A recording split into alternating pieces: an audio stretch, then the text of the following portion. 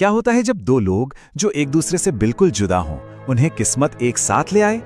आज हम एक ऐसी ही कहानी देखने वाले हैं जहां स्कूल की एक परफेक्ट लड़की और एक अकेला गुमसुम सा लड़का जिंदगी और मौत के बीच एक ऐसे सफर पर निकलते हैं जो उन्हें पूरी तरह बदल कर रख देता है। यह कहानी सिर्फ जिंदा रहने की नहीं, बल्कि अपने असली वजूद को पाने की है। तो एक तरफ है एमा, जिसे सब गोल्डन गर्ल कहते हैं। वो लोकप्रिय है, पढ़ने में होशियार है और उसकी पूरी जिंदगी की प्लानिंग तैयार है। और दूसरी तरफ है डीन, जो अपनी ही दुनिया में रहता है, जिसे कोई समझ नहीं पाता। दोनों में जमीन आसमान का फर्क है। उनके रास्ते कभी एक नहीं हो सकते थे, या कम से कम उन्हें तो यही लगता था। तो ये सफर शुरू होता है त्रिनिदाद की एक स्कूल ट्रिप से। एक ऐसी ट्रिप जो इन दो अलग अलग दुनियाओं को टकराने के लिए ही बनी थी। क्लासरूम में एक अजीब सी मुलाकात से लेकर कैफेटेरिया के तनाव तक हर चीज ये इशारा कर रही थी कि ये दोनों एक दूसरे से बिल्कुल अलग हैं। रात में एक बोट पार्टी होती है और यहाँ से माहौल बदलना शुरू होता है। एमा का दिल टूटता है जब वो अपने क्रश को किसी और के साथ देख लेती है, और ये सब दूर खड़ा डीन देख रहा होता है। दोनों के बीच एक छोटी सी तीखी बहस होती ही है कि अचानक पार्टी में पुलिस की रेड पड़ जाती है, और बस इसी अफरा तफरी में कहानी का रुख हमेशा के लिए बदल जाता है। और उसी एक रात में बस एक हादसे ने सब कुछ बदल दिया। एक पल की चूक और उनकी जिंदगियां हमेशा के लिए एक दूसरे से जुड़ गईं। पुलिस रेड से मची उस भगदड़ में एमा का पैर फिसल जाता है और वो सीधा अंधेरे गहरे समंदर में जा गिरती है। और ये देखते ही डीन एक पल भी नहीं सोचता।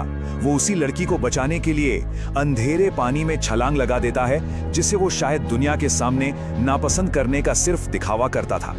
एमा को बचाकर वो उसे एक छोटी सी नाव पर ले तो आता है, लेकिन पुलिस से बचने की जल्दी में डीन उस नाव को बड़ी बोट से जोड़ने वाली रस्सी काट देता है।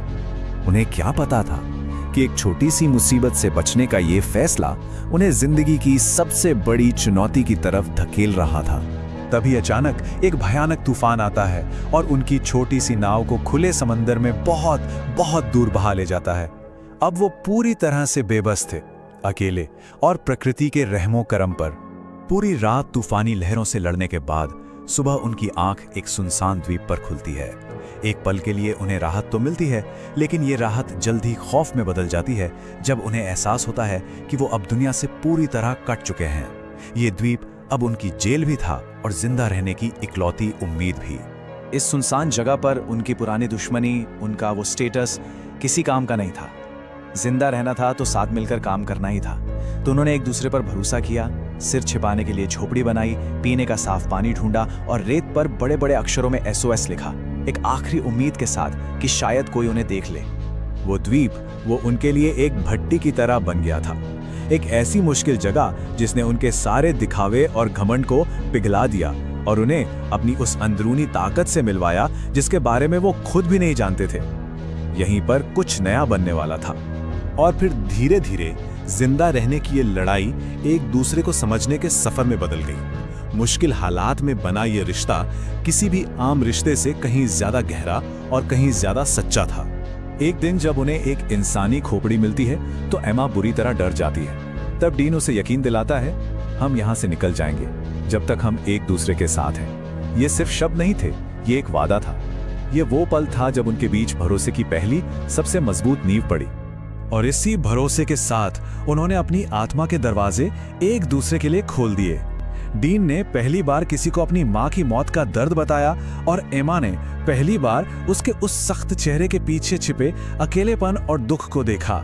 उन्होंने ना सिर्फ अपना पहला किस्सा साझा किया, बल्कि बारिश में नाचने जैसी छोटी छोटी चीजों में अपनी एक नई खूबसूरत दुनिया बसा ली। पूरे 3 महीने, सोचिए 3 महीने तक दुनिया ने यह मान लिया था कि वो खो चुके हैं, शायद मर चुके हैं, लेकिन हकीकत में वो उस द्वीप पर अपनी सबसे सच्ची, सबसे असली जिंदगी जी रहे थे। और फिर एक चमत्कार होता है। उन्हें अपनी खोई हुई फ्लेयर गन मिलती है और वो एक हेलीकॉप्टर को सिग्नल देने में कामयाब हो जाते हैं। उन्हें बचा लिया जाता है, लेकिन जिस दुनिया में वो वापस लौटे वो अब उन्हें अपनी नहीं लग रही थी। सब कुछ पराया सा था।